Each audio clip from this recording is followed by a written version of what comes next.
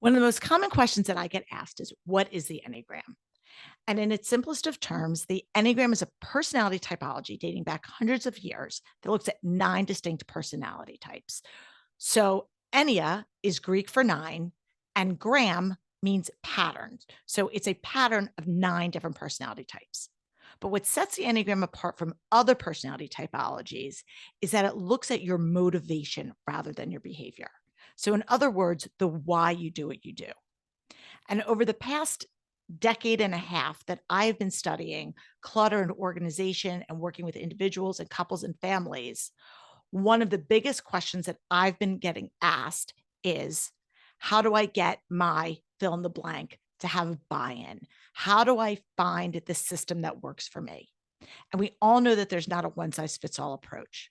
So when I was introduced to the Enneagram several years ago, I began going down this research rabbit hole, looking at each of the nine personality types with all of its strengths and struggles, all of the characteristics, and each individual motivation. And then I began connecting dots between each of the types and how they relate and respond to clutter.